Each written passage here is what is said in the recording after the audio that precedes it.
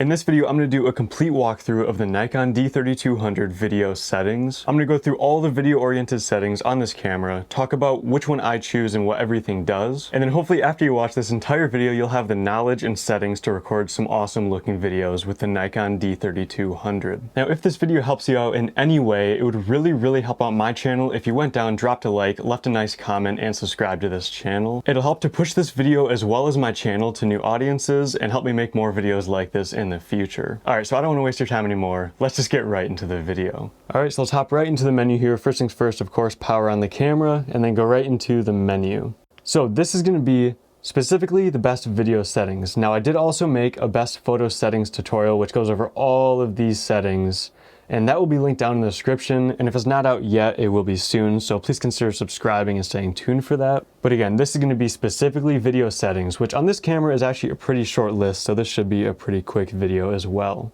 So to adjust the video settings, first things first, we're going to go into the shooting menu, which is this one right here. It's that little camera logo right there.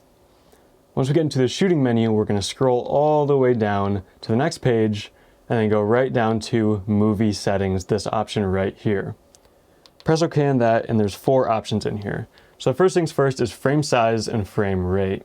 And so the frame size is going to be the resolution of your video, which is, how many pixels are in it. So 1080p is 1920 by 1080 pixels, and that's standard 1080p video. And then this number right here, the 30p, 24p, 60p, that stands for frames per second. So that's going to be how many, frames per second the video is, how many pictures it's capturing per second of video. And so for this, there's 3 options that I would recommend depending on your use case. So the first things first, if you want to record standard video, you're not planning on slowing it down any, it's just going to be recording whatever you're going to look at, and you're going to play it back on your computer, upload it to YouTube, upload it to TikTok or other social media, or just record home movies or anything like that. Any just standard, normal speed, regular video that you're going to be recording, I would recommend either this one right here, this top option, 1920 by 1080 30p, or 1920 by 1080p 24p.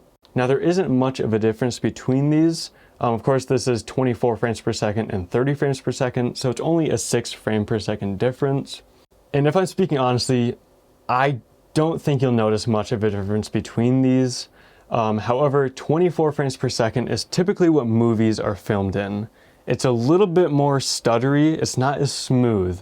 However, 24p just looks a little bit more like a movie, a little bit choppier and just not quite as smooth. However, it still looks really good. Of course, it's what movies are filmed in, so it looks amazing still. And that is what I personally film in, 24 frames per second. This video right now is being recorded in 24 frames per second as well. However, 30 frames per second is what most regular videos filmed in. It's a little bit smoother, a little bit more true to life, because of course there's more photos per second, there's more data in there, and just looks a little bit smoother. I would say if you're just going to be recording your dog or recording, a vacation trip, just something simple like that, I would record in 30p. However, if you want to get into filmmaking, video production, stuff like that, and be more serious about it, I would recommend going to 24p and just starting out at that, since it is, what standard movies and most cinematic films are shot in. And then the last option is this one right here. Now, this one I'd only recommend if you want to record slow motion video. So this is actually 1280 by 720p, so it's a lot lower resolution than 1080p. It's only 720p.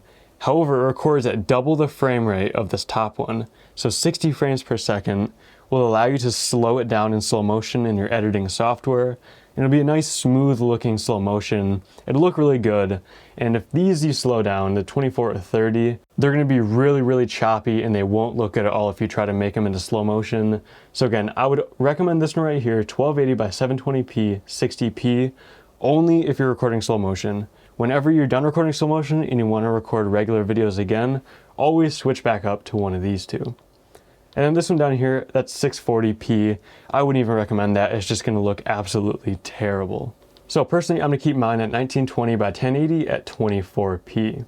The next up, movie quality. There's 2 options, normal and high. I don't even need to explain this or get into it. Just select high quality. Next up, microphone. So this camera actually does have a microphone input. So if you want to plug in a lavalier microphone or a shotgun microphone, or really any other type of 3.5mm microphone to get higher quality audio, that's what these adjustments are going to be for. Now, if you're not going to plug a microphone in and you just want audio, you're not really worried about it, you just want to be able to hear what you're recording, I would set this to auto sensitivity, which is this option right here. It shows up the A right there. That's the automatic mode. I would put it at that if you're not worried about audio, you don't care about plugging in a microphone to get higher quality audio, or making sure it's exactly set how you want it. If you just want it to be good and work, that's what I would set it at. And then also there's microphone off, so this literally won't record any audio in the camera at all. Once you record video and put it onto your computer, there will be absolutely no way to get audio out of it if you have your microphone off. And then the other option is manual sensitivity. So what this will actually do is allow you to adjust it up and down. So this right here is actually, this is me talking, that's what these are showing up as. And as I'm talking, I'm going to kind of adjust this up. You can see it's going to get higher up there.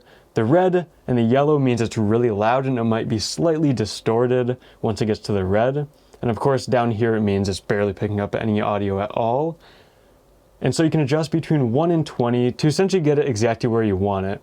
Now the goal with this is to keep it between the 12 and the 0 without hitting the 0.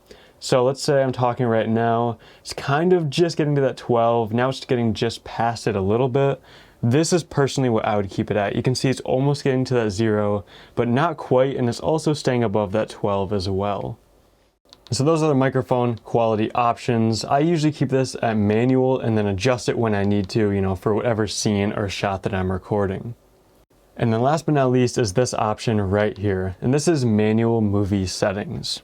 If you are planning on adjusting your ISO, your aperture, and your shutter speed manually while recording your films, and of course that's if you know how to adjust those, if you know what you're doing and you're planning on doing those manually, then you should set your manual movie settings to on. This will allow you to adjust all those for recording video rather than just for photos. However, if this is off, what the camera's going to do is just automatically adjust all those for you to get what it thinks is the best looking image that isn't too overexposed or too underexposed. It'll try to get a good middle ground and just do it automatically. Again, how I said it was, it's going to try its best to do what it thinks you want. Because of course, a lot of times the camera won't know exactly what you want to be exposed and exactly what you don't want to be exposed correctly. And since it is just a computer running algorithms inside of it, it can't always do exactly what you want. It's going to do what it thinks you want the best. So again, what I would recommend, if you know how to adjust your aperture, ISO, and shutter speed to dial in your exposure and get your video looking exactly how you want it to, then of course I would turn this on.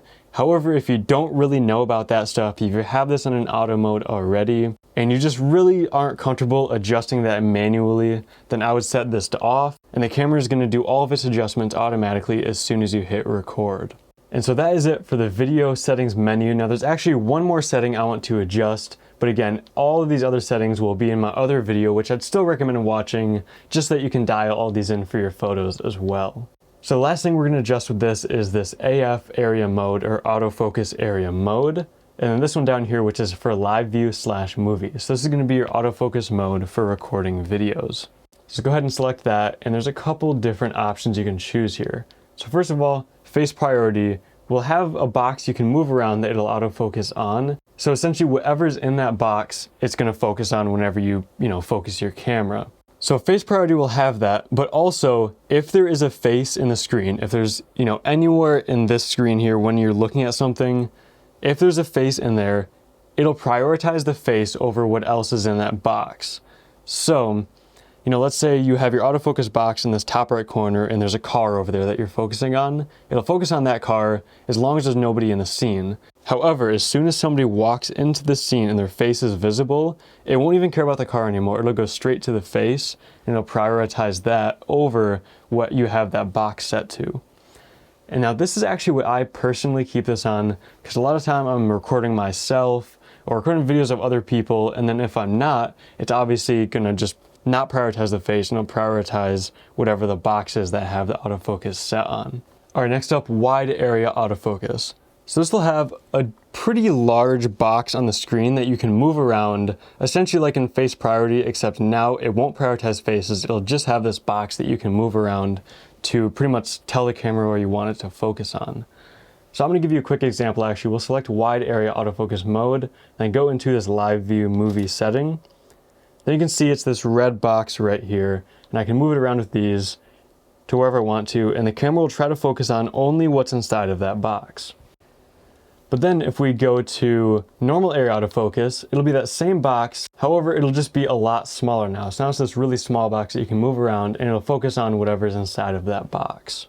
And last but not least, subject tracking autofocus is pretty self-explanatory. You can set this box onto a certain subject, and then it'll try to track that subject. So once you set it on there, it focuses on it one time, it'll try to keep that in focus no matter where it moves around on. You can see that box is kind of going crazy right now because my hands are completely out of focus and covering the entire screen.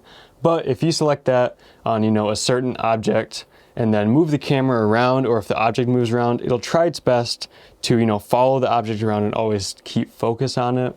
And so that's pretty much these 4 options for focus. Like I said, personally, I keep this on face priority.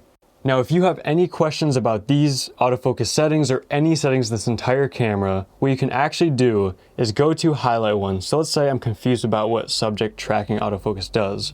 I'll scroll down, highlight over it, and then press this button right here, which has that question mark. If you hold this button down, it'll give you a rundown of essentially what any setting you're hovering over does. You can do this with every single setting in the entire menu. So if there's anything you're confused about, just go right to it, highlight it, let's say wide area autofocus, hold down this button right here, and it'll explain it to you. But either way, that pretty much wraps it up for the best video settings for the Nikon D3200. Once again, if you'd like to watch the best photo settings tutorial to dial in all the rest of these settings for photography, I'll have a link to it either down in the description, or if it's not out yet, please consider subscribing to my channel and staying tuned for it, because it'll definitely help you out a lot for photography. But that wraps up for this video. Thank you so much for watching. Please consider liking this video, leaving a comment, and subscribing to my channel. It'll really help me out and help push this video to new audiences. And that's it for me. Thank you so much for watching. I will see you in the next video.